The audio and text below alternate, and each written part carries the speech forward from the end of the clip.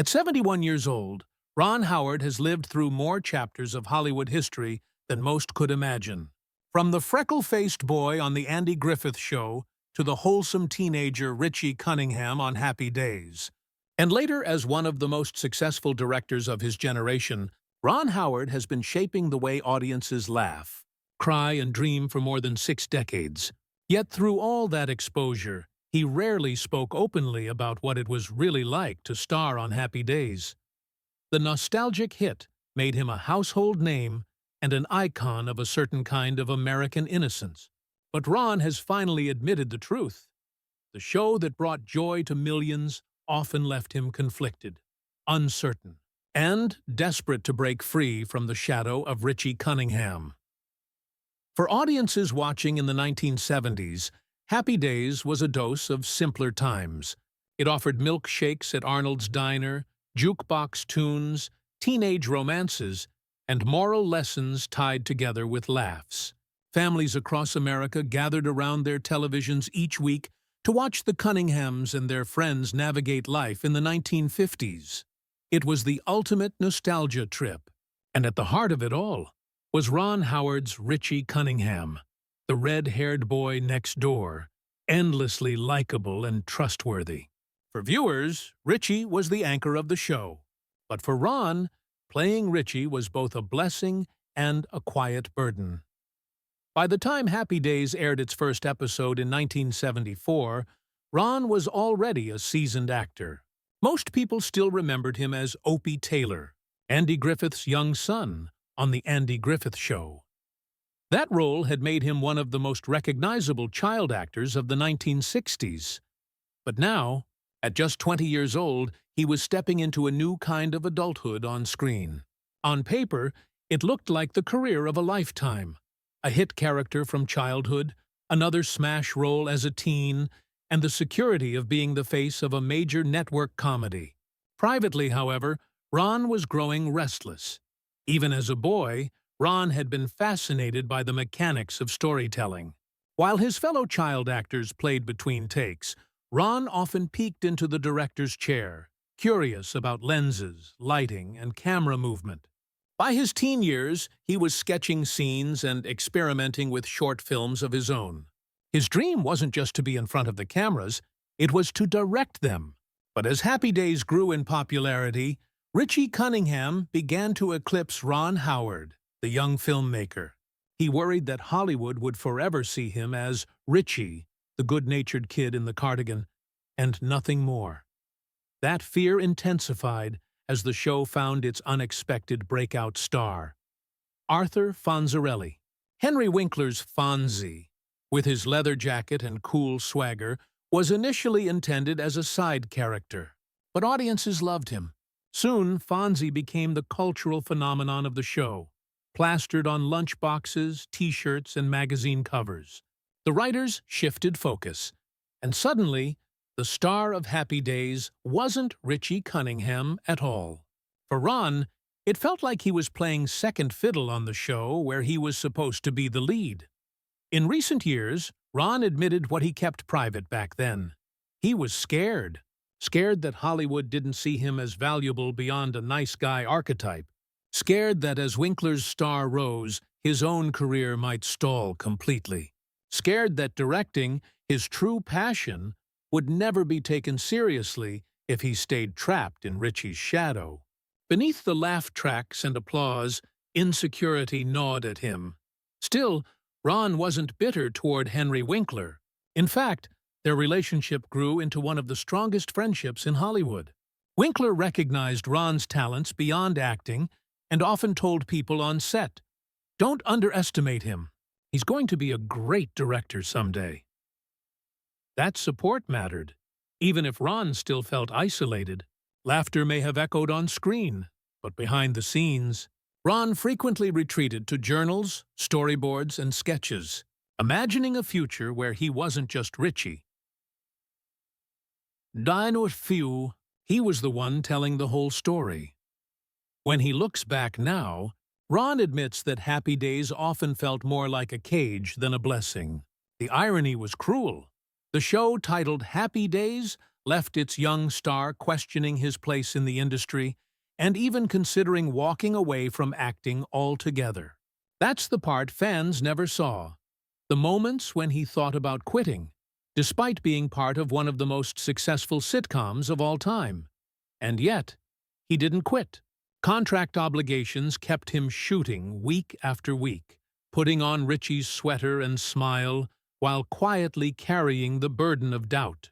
Instead, Ron turned his restlessness into preparation.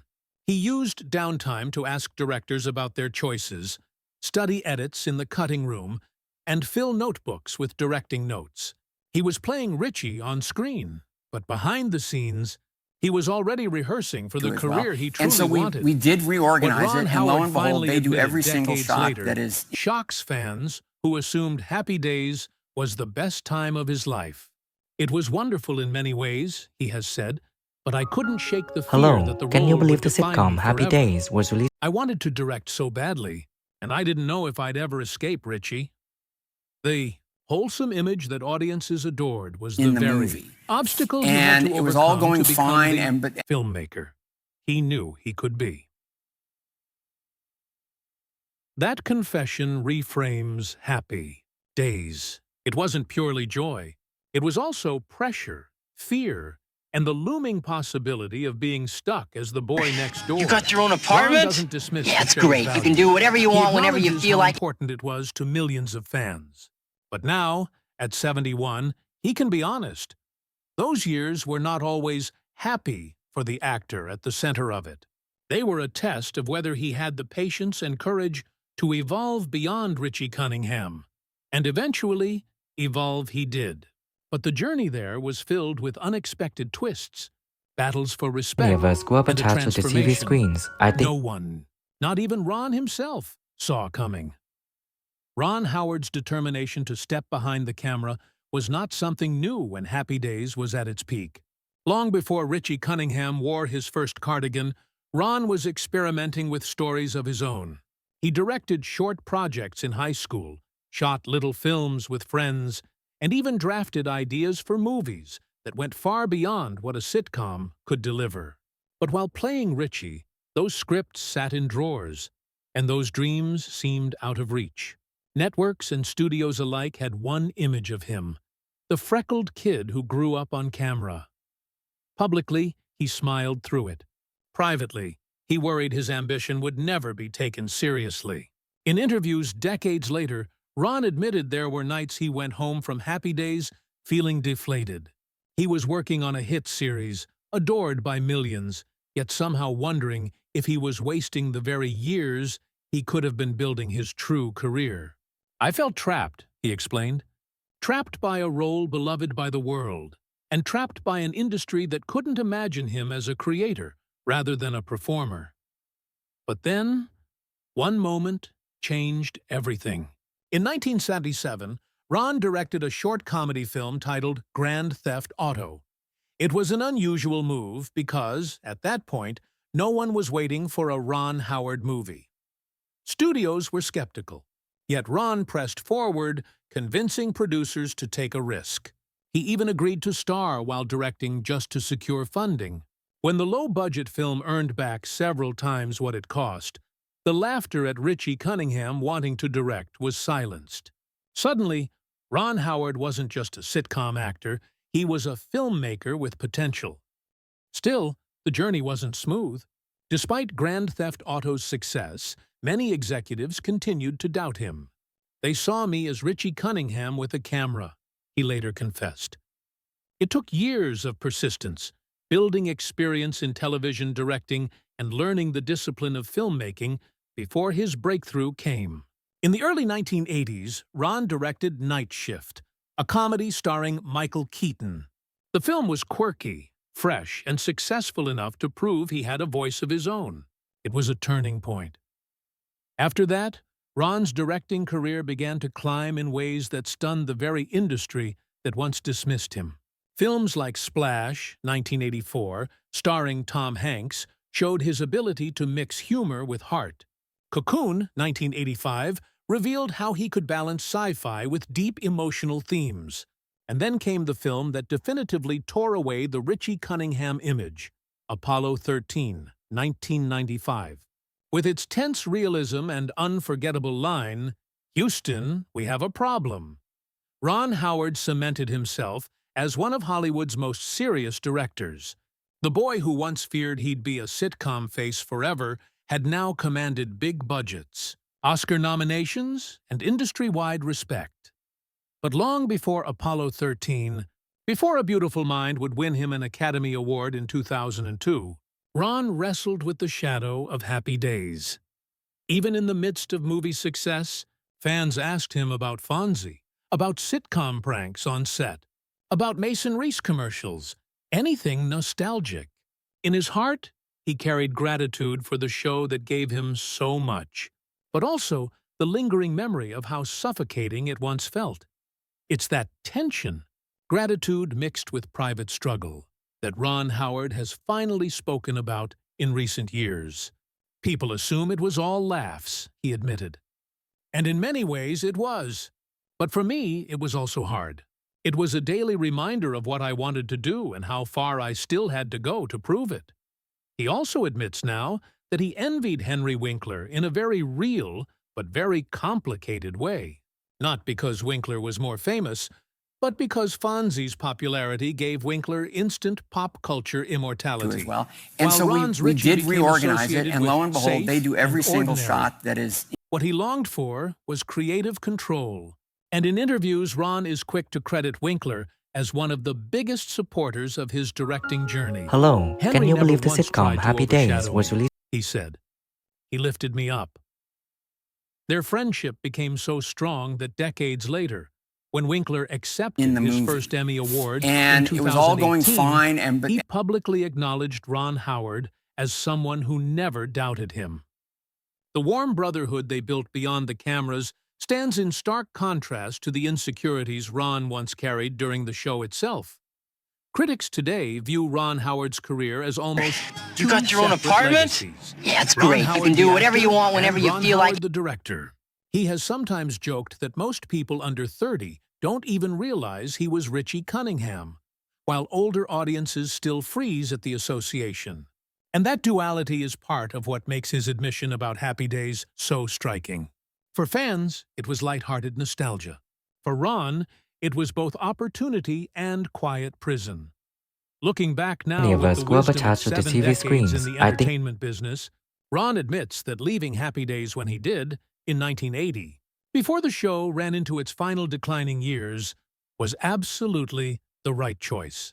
The decision terrified me, he later reflected. I was walking away from steady work, from security, and from a character that audiences loved. But I knew if I didn't, I'd never be free to direct the way I wanted. And history has proven him right. Without leaving Richie, there might never have been the Ron Howard who directed Willow, or Backdraft, or the Oscar-winning A Beautiful Mind. Stepping away wasn't rejection of his past. It was the only way to honor his future. The truth he admits now also serves as a lesson he often shares with younger filmmakers. Success doesn't always feel like success. Sometimes the opportunity that blesses your career is also the thing you must overcome. Happy Days made him a household name, yes, but it also forced him to claw his way toward being taken seriously. That battle, Ron confesses, shaped the determination that carried through every film he's directed since. And yet, despite the complicated feelings, Ron's voice softens when he talks about what Happy Days has meant in hindsight.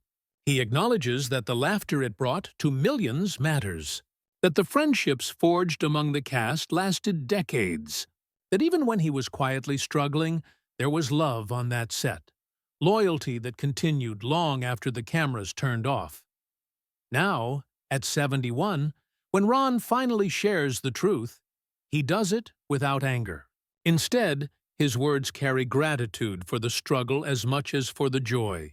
Because without that struggle, there would be no Ron Howard the director. Only Richie Cunningham, frozen in time. By admitting the truth now, he gives fans a fuller picture.